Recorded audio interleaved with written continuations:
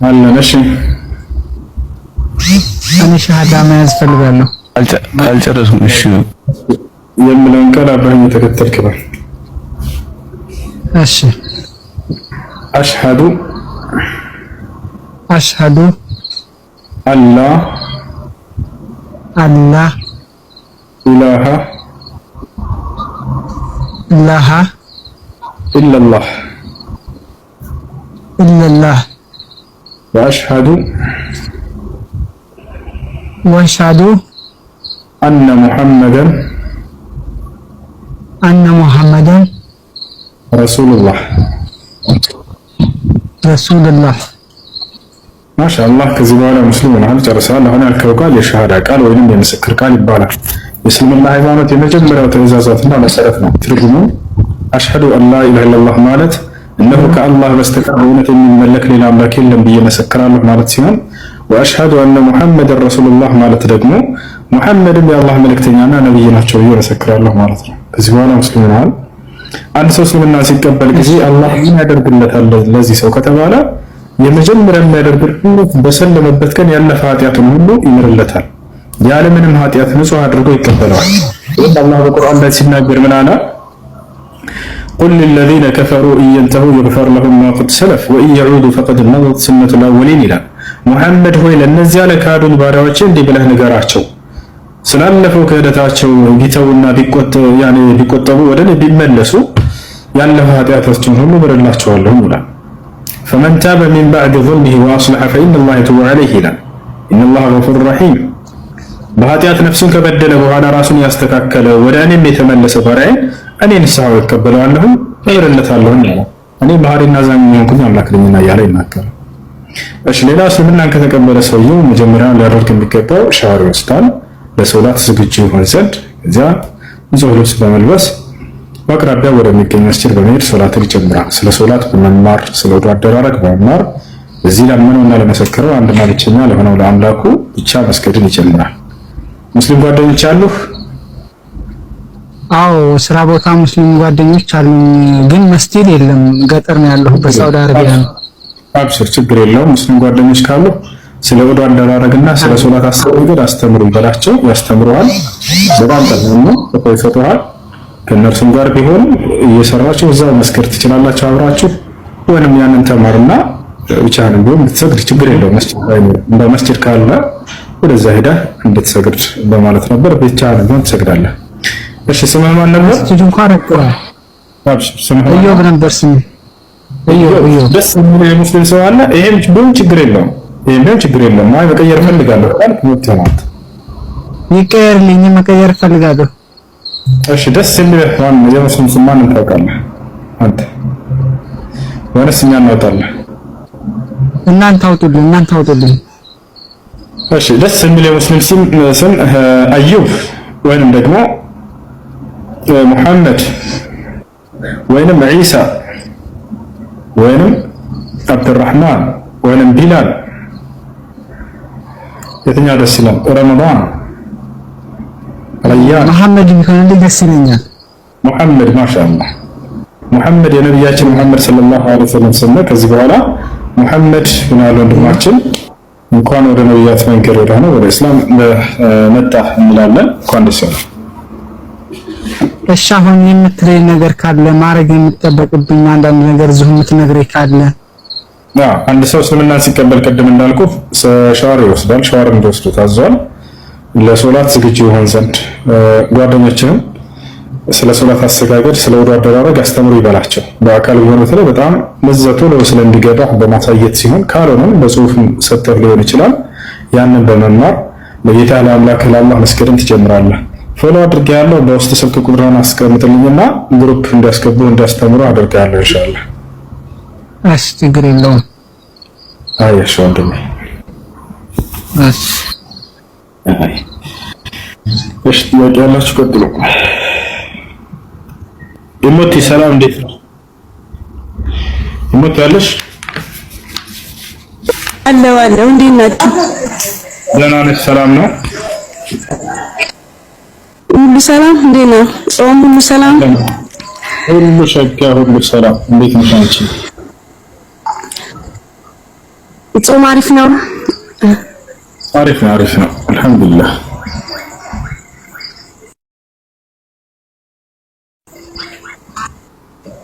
የሁል ጊዜ ጥያቄን ይዘህ ስለመጣህ እኔ በጣም ደስ ብሎኛል። እሺ ክርስቲያናሽ ያው እንደምታውቀው በመጽሐፍ ላይ ስለ ኢሳ ስለ ኢየሱስና ስለ መሐመድ ነው ያው እንጂ ብዙ የመጽሐፍ ልዩነት የሐሳብ ልዩነት የላቸውም ቁርአንና ማለት ነው። ነገር ግን በኢሳና በመሐመድ ያለው ልዩነት ደግሞ የህይወት ልዩነት ነውና ይሄንን ያው በራሱ መረዳት ፈልጋለሁ። በጣም ጥሩ። ኦኬ እንግዲህ ነብዩላህ ዒሳና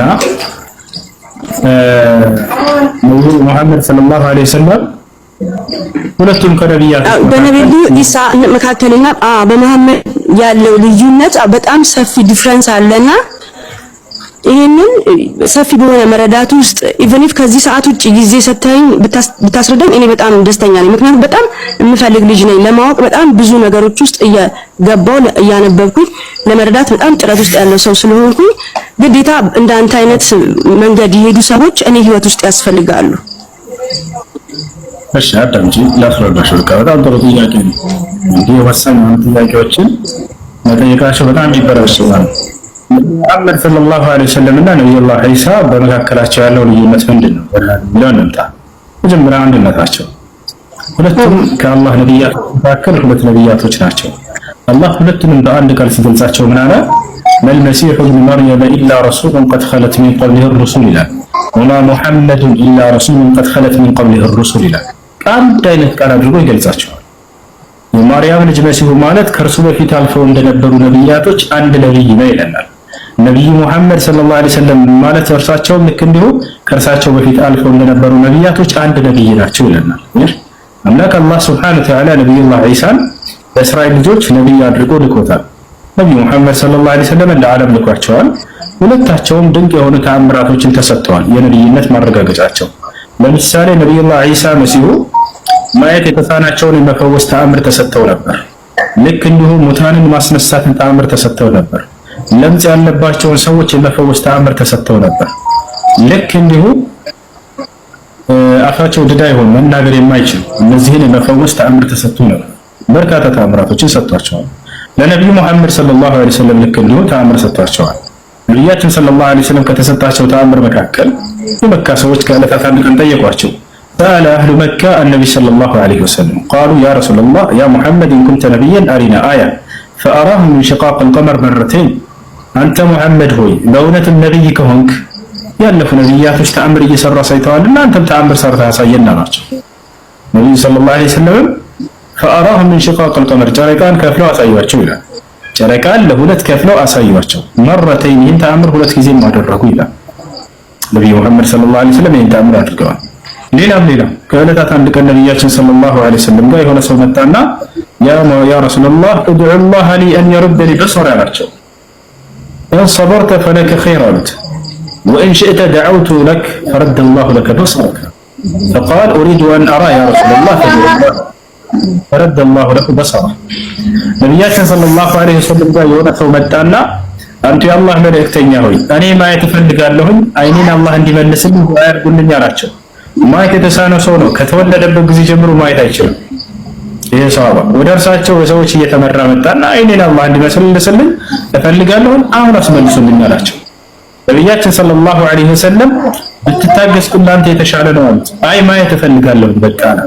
ወዲያው ነብያችን ሰለላሁ ዐለይሂ ወሰለም ይሄ ሰው እዛው እያለ ሳይሄዱ ያደረጉለት ወዲያውም አምላክ አላህ ሱብሓነሁ ወተዓላ አይኑን መለሰለት። ሌላ ወደ ነብያችን ሰለላሁ ዐለይሂ ወሰለም ጋር ከዕለታት አንድ ቀን ልክ እንዲሁ አንድ ሷሃባቸውን ታሪኩ ረዘም ይላል። አይነ አሊ ኢብኑ አቢ ጣሊብ አሊ ኢብኑ አቢ ጣሊብ የት ነው ብለው ጠየቋቸው። ኢነሁ የሽተኪ ዐይነይሂ ያ ረሱላህ አሏቸው። አንተ የአላህ መልእክተኛ ሆይ እርሱ አይኑን ታሟል እኮ ማየት አይችልም፣ ማየት ተስኖታል አሏቸው።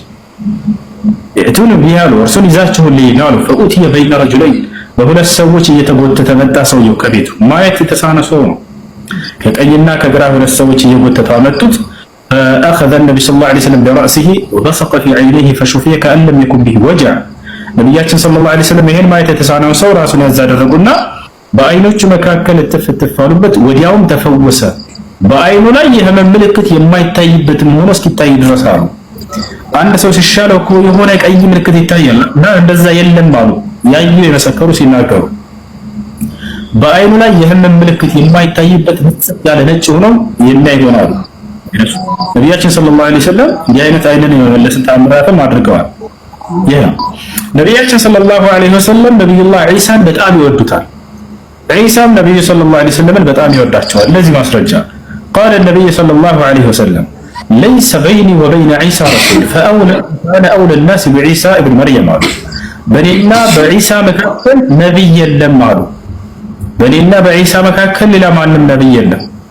ከዚያስ እኔ ከማንም በላይ መሲሁን የምወደው ይሄንን ቦታ ላይ መጽሐፍ ቅዱስ ላይ አለ ወይስ እዚህ ላይ አንድ ሐሳብ ልትግባ? ችግር የለውም።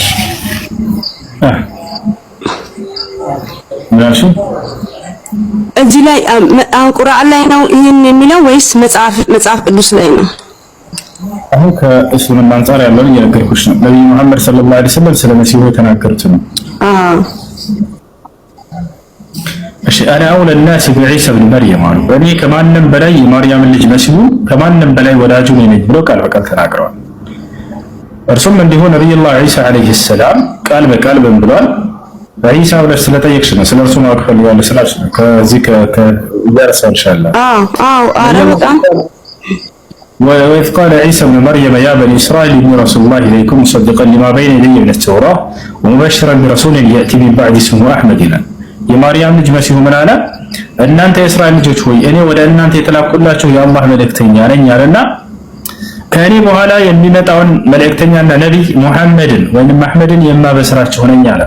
እያችሁ ነብዩላህ ዒሳ ስለ ነብዩ ሙሐመድ ሰለላሁ ዐለይሂ ወሰለም ከእኔ በኋላ የሚመጣ ነቢይ አለ፣ መልእክተኛ አለ፣ ስሙ ሙሐመድ ወይም አህመድ ይባላል ብሎ በስርዓትን ነግሯቸዋል ለህዝቦች። ይሄን ይመስላል። ይሄ ነው ነብዩላህ ዒሳ ዐለይሂ ሰላም በጣም ታላቅ ደረጃ አለው በኢስላም። ሁለታቸውም ነብዩ ሰለላሁ ዐለይሂ ወሰለም ዒሳም ኡሉል ዐዝም ከሚባሉ ነቢያቶች ናቸው። 5 ነቢያት ኡሉል ዐዝም ይባላሉ። የቁርጠኝነት ባለቤትን የተጎናጸፉ ታኔ ፈተና ደርሶባቸው ባስተምረባቸው ጊዜ ከማንም በላይ ያሉት ናቸው። ከነዚህ መካከል ነብዩ ሰለላሁ ዐለይሂ ወሰለም እና ዒሳ ይገኙበታል ማለት ነው። ወጂሃን ፊ ዱንያ ወልአኺራ ተብሎ ተገልጿል። መሲሁ በዚህም ዓለም በቀጣዩም ዓለም ትልቅ ባለሟል ባለ ክብር የሆነ ብሎ አላህ ገልጾታል። ወሚነል ሙቀረቢን ከእኔ ዘንድ በጣም ቅርብ ደረጃ ካላቸው ነቢያቶች ነው ብሎ ገልጾታል። هذا هو عيسى ይህ ናቸው ነብዩላህ ዒሳ ዐለይሂ ሰላም። እሺ ያው ይሄ የአላህ ስጦታ ነው። ይሄ በነብይነት ደረጃ ሁለቱም አላህ ያላህ ባሪያዎች እስከሆኑ ድረስ ይሄ ስጦታ ነው። ሁለቱም መካከል ውስጥ የተደረገው ማለት ነው። ይሄን ስጦታ ተቀብለው ወደ ምድር ላይ ለማንም ሰው ምንም መሆን ይችላሉ። ስጦታ ነው ለሁለቱም የነብይነት ስልጣን ስጦታ ነው የተሰጣቸው። ያው ክርስትና ላይ ታውቃለህ ኢየሱስን ነብዩላህ ዒሳን ወደ አምላክነት ነው በስተመጨረሻ ተቀይሮ በዛ ፕሮሰስ ሲስተም ውስጥ በእምነት ውስጥ ይዘውት ያው የሚኖሩት የምንከተለው ልበለ አምላክ አድርገውታል። እሱ ግን አምላክ እንዳለው ነገር ግን ፈጣሪ አንድ ካላስቸገርኩ ሁለተኛ ጥያቄ ካላስቸገርኩ ዋይ ኖት መሐመድ ባይብል ላይ ለምንድን ነው የሌለው? ኦኬ ስማቸውን ነው የፈለግሽው? ስማቸው መሐመድ የሚለውን ስም ላሳይሽ? ኖ መጽሐፍ ላይ ስማቸውን ሳይሆን የሁሉም ስራዎች ቁርአን ላይ እንዳለ የመጡበት ቦታ የሄዱበት አገልግሎታቸው ቁርአን ላይ አለ ስለሁሉም ማለት ነው። ነገር ግን መጽሐፍ ቅዱስ ላይ መሐመድ ምንም አይነት ታሪክ የለውም። ለምንድን ነው የክርስትናው እምነት ይሄንን የመሐመድን ሐሳብ የመሐመድ ጉዳይ የመሐመድን ተልእኮ ኢግኖር ያደረጉበት? ዋይ ኖት ብዬ ነው መጠየቅ ያስኩት። ኦኬ አለ ላሳይሽ። ምናልባት ናች ከተቀበልሽ አሳይሻለሁ። ችግር የለም አሳይሻለሁ። ችግር የለም። እንደዚህ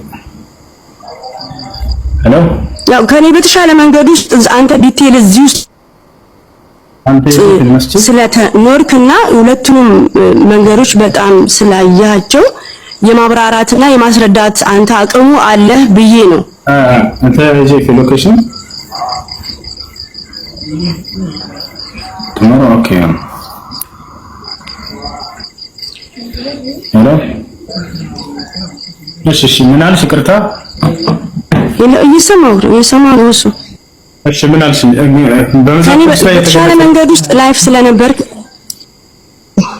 እሺ ለምንድን ነው ስለ መሐመድ መጽሐፍ ቅዱስ ሊያወራለት ያልቻለው? አዎ ለምንድን ነው ያላወራለት? የሁሉም ታሪክ ቁርአን ላይም አለ መጽሐፍ ቅዱስ ላይም አለ። ዋይ ኖት መሐመድ ባይብል ላይ ኢግኖር ለምን ሆነ? አለ ላሳይሽ ማለት ከፈለግሽ አየሽ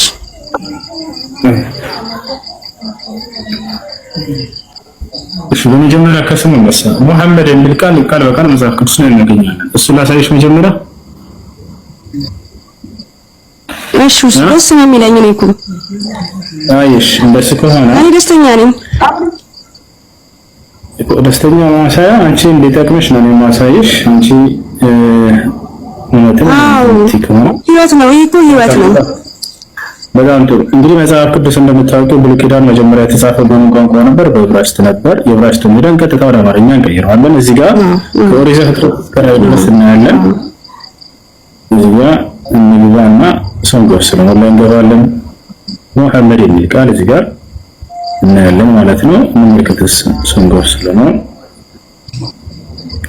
5:16 ይሄ ሰንጎስ ሰሎሞን ይላል በአማርኛው ቢማርዬ መሐመድ ሰሎሞን ነው የሚለው መጽሐፍ ቅዱስ ላይ ባይብል ነው ያ ይሄናው እዚህ ጋር ማርዬ ሰሎሞን ዕብራይስጥ ይላል። ወደ ዕብራይስጥ ተቀይረን እንመልከት። እዚህ ጋር ሂብሩ የሚለው ጋር እንጫናለን። እዚህ ጋር ያው ሂብሩ ላይ መሐመድ ይላል። ይሄ ቃል ቀጥታ ይሄን ዕብራይስጥን ቃል ነው ወስደውና አዘንደታለን እዚህ እናስቀምጥ። ይሄ ዕብራይስጥ ቃል ይታይሻል? ያው እየተከታተልኩ ነው። ለትከሪጋነሽ እየተከታተልኩ ነው። አማርኛ እንቀይር ትራንስሌት ያርጋው ወደ አማርኛ እንቀይራው። ምን ይላል እዚህ ጋር እስካንብቡ ያ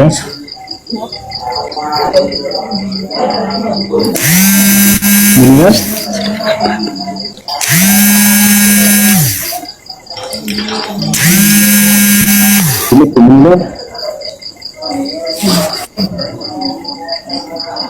ምን ይላል? አዎ እያየሁት ነው አሎ እያየሁት ነው እሱ መሐመድ ይላል እና ይህ ቀጥታ እዚህ ጋር ነው መሐመድ ይላል። መሐመድ ይላል እዚህ ጋር ይሄ አሁን ሰለሞን ንጉሱ ሰለሞን ላይ እዚህ ጋር አምስት ስንት ነው ያነሳል? መሐመድ እና ይሄ አሁን እዚህ ጋር ሌላ ነገር ላሳይ።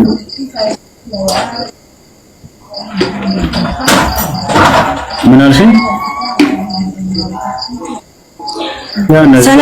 ንጉሱ ሰለሞን ላይ ነው አይደል? መሐመድ ማስከበል መሐመድ ደጋግማ መሐመድ። እሺ ሌላ ነገር ሌላ ልጨምርልሽ እችላለሁ። እንግዲህ ይሄ በቂ ነው። ስሙ ካየሽ ይወጣል ኢየሱስ ክርስቶስ ሌላው ከእርሱ በኋላ ስለሚመጣ አካል ይናገራል። ሁሱ አንዲት አስገባኝ ከፍተሻል ለማለት ያንተ ሐሳብ እንዳላቋርጥ ነው። እኔ መሐመድ ባይብል ላይ መኖሩ አለመኖሩ ሳይሆን የመሐመድ ታሪኮች ለዓለም የተሰራ የሆነውን ሁኔታ ለምን መጽሐፍ ቅዱስ የክርስትና እምነት ለምን አልተናገረለትም፣ ለምን አላወራለትም እንጂ የስሙን መገኘት አይደለም እኔ የፈለኩት። ግን አሁን አንተ ያሳየኝ ሰለሞን ላይ ንጉሱ ሰለሞን ላይ ቁጥሩንና ቦታውን ጥቀስልኝ። ኢቭን ደግሞ ያሳየኝ እሱ ባይብል ምን ባይብል ነው ያው የእንትን ዕብራይስጥ ጽሑፍ ስለሆነ ምን አይነት ባይብል ነው እኔም አውርጄ ይሄን ነገር ማየትና መጠቀም እንድችል ከዛ ወደ ትክክለኛው ማንነት ውስጥ መምጣት እንድችል እንድትረዳኝ ስለፈለኩ ነው ይሄን ጥያቄ ጠየቁክ። ባይብል ሀብ ላይ ገብተሽ ከኦሪት ዘፍጥረት እስከ ራዕይ ድረስ አለ።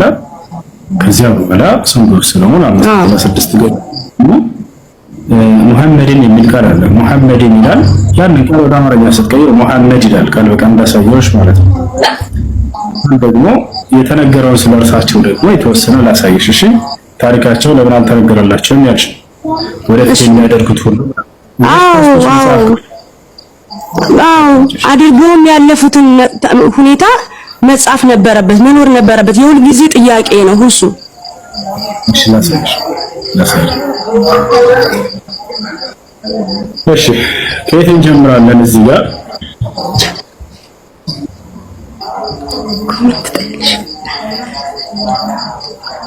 እሺ እዚህ ጋር ምን ይላል ተመልከቱ።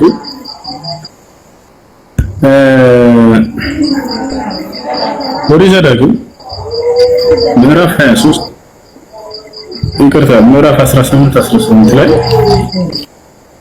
ይታይሻል። ከኔ ጋር ነሽ? ያው ከወንድሞቻቸው መካከል እንደ አንተ ያለ ነብይ እየተከታተልኩ ነው። እሺ ለሙሴ ምን አለው? ከወንድሞቻቸው መካከል እንደ አንተ ያለ ነብይ ያስነሳላቸዋለሁ ይላል። አሁን እዚህ ጋር እንደ አንተ ያለ ነብይ ያስነሳላቸዋለሁ እኛና ማን ነው እዚህ ጋር እንደ አንተ ያለ ነብይ ያስነሳላቸዋለሁ የተባለው ከተባለ እንግዲህ ቃል በቃል አምላክ አላህ ነብዩ መሐመድን ሰለላሁ ዐለይሂ ወሰለም እንደ ሙሴ ያለ ነብይ ነው ብሎ ይገልጻቸዋል። አንድ ጊዜ እዚህ ጋር በቁርአን ላይ አላህ እንደ ሙሴ ያለ ነብይ ተብሎ ያ ቃል በቃል አላህ በቁርአን ላይ ይጠቅሳቸዋል። በሱረቱል ሙዘሚል ላይ ነው። እዛም የሚያመሳስላቸው ነገር ደግሞ እዚያው መጽሐፍ ቅዱስ ራሱ ማስቀመጥ ነው። ይላል እዚህ ጋር ይታይሻል። እኛ በእናንተ ላይ መስካሪ መልእክተኛን ወደ እናንተ ላክን። እሺ እኛ በእናንተ ላይ መስካሪ መልእክተኛን ወደ እናንተ ላክን ይላል። ማናቸው ወደኛ የተላኩት? ነብዩ ሰለላሁ ዐለይሂ ወሰለም። ከማን ጋር እንጸጽራቸው?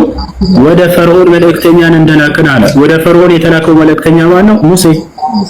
ልክ እንደ ሙሴ ያለ ነብይ ብሎ አላህ ቁርአን ላይ ቃል በቃል ጠቅሷቸዋል። ነብዩ መሐመድ ሰለላሁ ዐለይሂ ወሰለም ለሙሴ ዝም ብሎት ነበር፣ እንደ አንተ ያለ ነብይን አስነሳላቸዋለሁ ብሎ ነበር። ኦኬ አይ እስራኤላዊ ነብይ ነው እንዳይባል እስራኤል ምድር ሙሴን የሚመስል አንድም ቦታ ላይ አልተነሳም ብሎ እዛው መጽሐፍ ላይ ተመልከቱ እንደሚናገር ማለት ነው። እስራኤላዊ ነው እንዳይባል ምን አለ? እግዚአብሔርን ፊት ለፊት እንዳወቀው እንደ ሙሴ ያለ ነብይ ከዚያ ወዲህ በእስራኤል ዘንድ አልተነሳም ይላል። ያው በእስራኤል ዘንድ ሙሴን የመሰለ ነብይ አንዲትም አልተነሳም ብሎ ጽፏል። ታዲያ ከማን ነው? ከእስራኤል ውጭ እንደሆነ እየገለጸልን ነው። እስራኤል ላይ ምንም ሙሴን የሚመስል ነብይ አልተነሳም ማለት መስፈርት አስቀመጠ። እዚህ ጋር ገብቶሻል አይደል? እግዚአብሔርን ፊት ለፊት እንደ ሙሴ እንዳወቀው ይላል። ሙሴ ነው ቃል በቃል አምላክን ያናገረው አይደለም?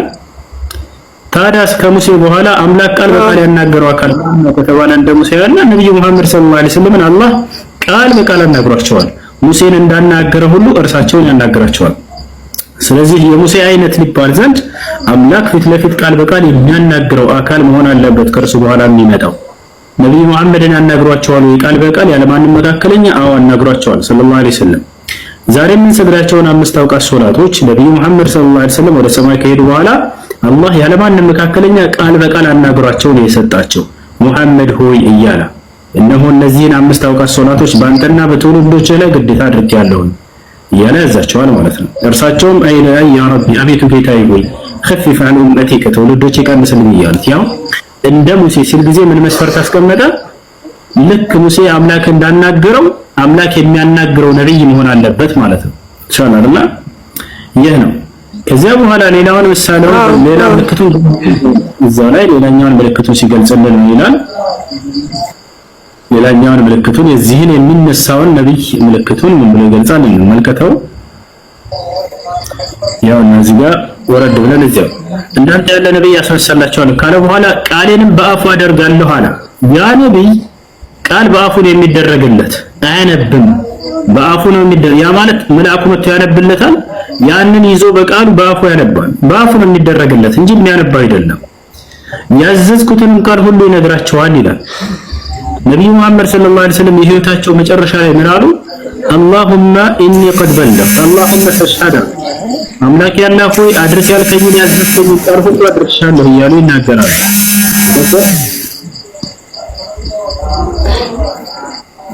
ያዘዝኩትን ቃል ሁሉ ይነግራቸዋል ብሎ መሰከራል። አያችሁ። ከዚያ ቀጥሎ ምን አለ? እዚህ ጋር ነው አሁን ሌላኛው ትልቁ ምልክት።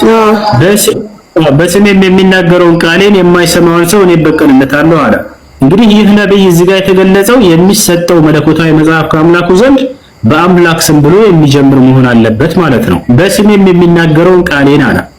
በአምላክ ስም ብሎ የሚጀምረው መለኮታዊ ቃል ዓለም ላይ የማን መጽሐፍ ነው? ጀማ ቁርአን እኮ ነው። ለነብዩ መሐመድ ሰለላሁ ዐለይሂ ወሰለም የተሰጠው መጽሐፍ ነው። ያው በአምላክ ስም ነው የሚጀምረው የሚሰጠው ቃል ራሱ።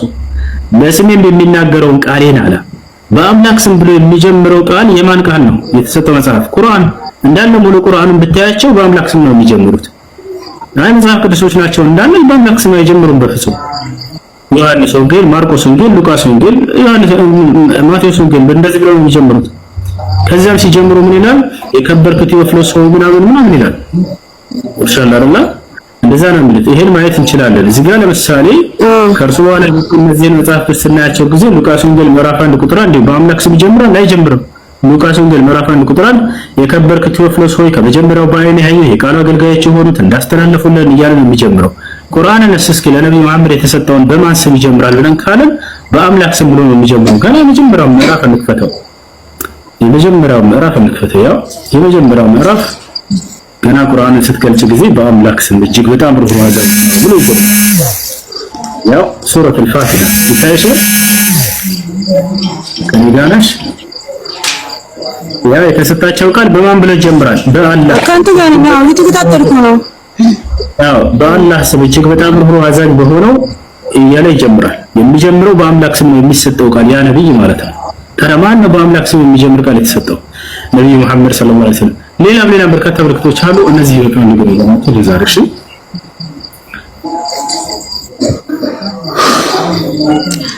በተወሰነ መልኩ ያው ሙሉ ለሙሉ ብዬ ባልልም ይገባል። ያው የነበርኩበት እምነት ቆይታ ቻሌንጅ ሊያደርገኝ እንደሚችል ያው ትረዳኛለህ ብዬ ተስፋ አደርጋለሁ። ግን ያው ሁልጊዜ ታስፈልገኛለህ። በእንደዚህ አይነትም ሰዓት እገባለሁ። በውስጥ መስመርም ተገናኝተን እንደዚህ እንደዚህ በቃ ሊገባኝ በሚችለው መንገዶች ውስጥ ልታስረዳኝ በቃ የሆነ ደረጃ ውስጥ ብታመጣኝ የምፈልግ ሴት ነኝ። ለማንኛውም ፎሎ አድርጎሻለሁ። ፎሎ አድርጊኝ ኢንሻአላህ። በስ እናወራለን። እሺ በገስት እናወራለን። እሺ በጣም አመሰግናለሁ። እሺ አላህ ይጨምርልህ፣ አላህ ያብዛልህ። እሺ ይሄ ትልቅ አገልግሎት ነው። እንደ የውይይት መድረክ አይደለም። ይሄ ሰዎች ከስተታቸው የሚመለሱበት ማንነት ነው። እሱ በዚህ አጋጣሚ በጣም ቴንክ ዩ ሶ ማች ብለስ ቱ አላህ ቢኮዝ ኦፍ ሰዎች የሚድኑበትን ህይወት ነው እየተናገርክ ያለው። ሰዎች ስተት ሊሆን ይችላል፣ ግን ከዚህ ነገር ይሄን ነገር ብሎ እንደዚህ ኮምፔር አድርጎ ሰው በሚገባው ልክ ማስረዳት ቀላል ነገር አይደለም። ያንተ የእምነት አቅም ይጠይቃል። አላህ ይጨምርልህ ነው የምልህ። እኔ አላህ ያብዛልህ። በጣም አመሰግናለሁ። እሺ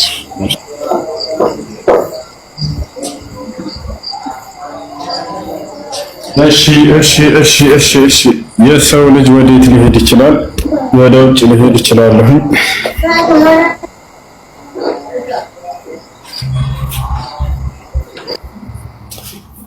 የሰው ልጅ ወዴት ሊሄድ ይችላል? ሊዞር ይችላል።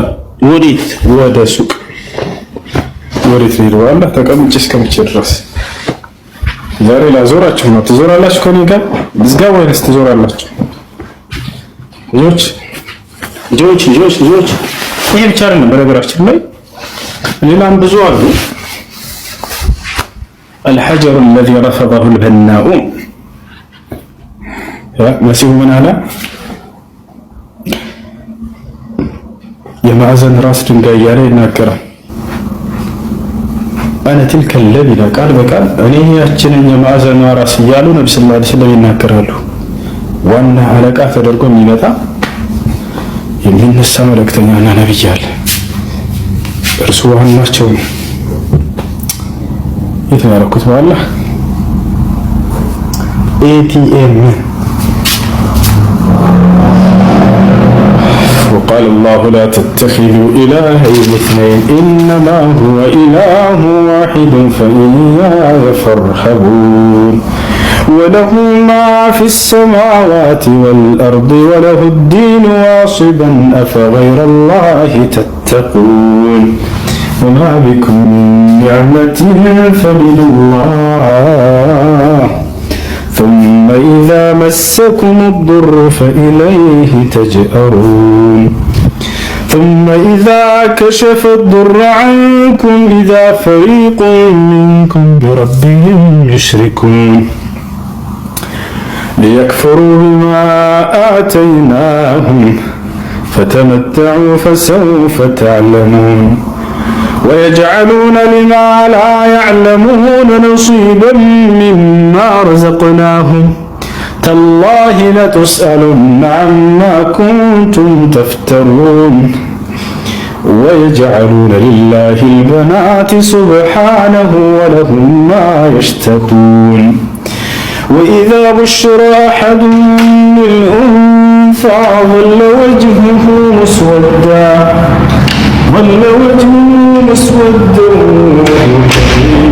توارى من القوم من سوء ما بشر به أيمسكه على هون أم يدسه في التراب ألا ساء ما يحكمون. ይህን ሰፈር ላሳያችሁ። ያበደ ሰፈር፣ እብድ ያለ ሰፈር፣ እብድ ያለ ሰፈር። ያበድኩት ሰፈሩ ላሳያችሁ። በአላህ ያ ሰላም ያ ሰላም ያ ሰላም። ኒውዮርክ የት ነው? በአላህ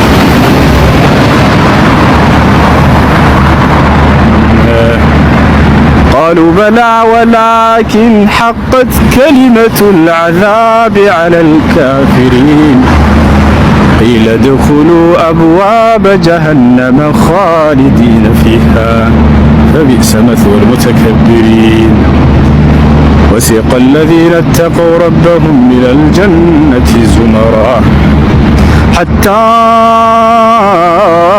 إذا جاءوها وفتحت أبوابها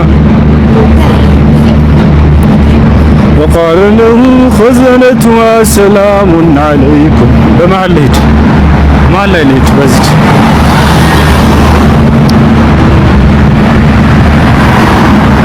قالوا بلى ولكن حقت كلمة العذاب على الكافرين قيل ادخلوا أبواب جهنم خالدين فيها فبئس مثوى المتكبرين وسيق الذين اتقوا ربهم إلى الجنة زمرا حتى إذا جاءوها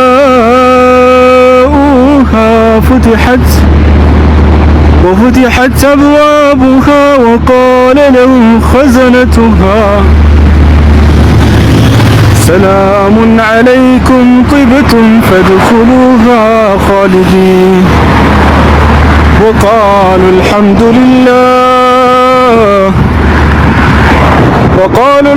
لله الذي صدقنا وعده وأورثنا الأرض بزنيا كرام وقالوا الحمد لله الذي صدقنا وعده وأورثنا الأرض نتبوأ من الجنة حيث نشاء فنعم أجر العاملين.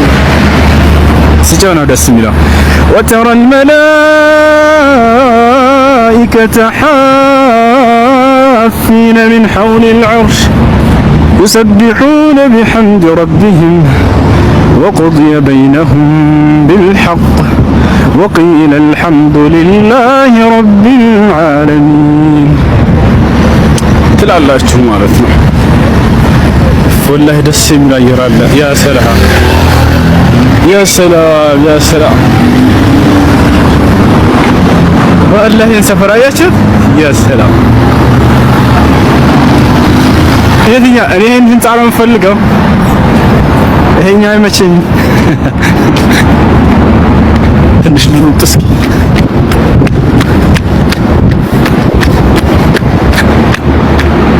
ያ ሰላም ያ ሰላም ያ ሰላም።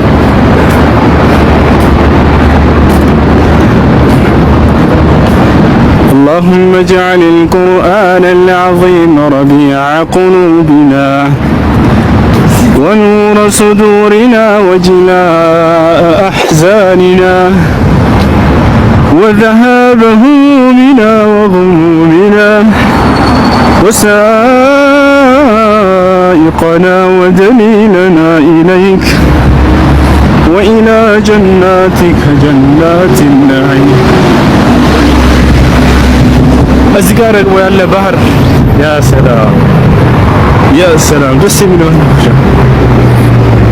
اللهم ذكرنا منه ما نسينا وعلمنا منه ما جهلنا وارزقنا تلاوته آناء الليل وأطراف النهار. يتنو هي سفرنا لا هي سفر الزينة ሌላ ጥያቄ አላችሁ? ይሄ ሰፈር የት ነው ለምትሉ ይሄ ሰፈር እዚህ ነው። መውላና ፈዲለቱ ሼክ አየቱላህ አልዑዝማ አየቱላህ አልከቢር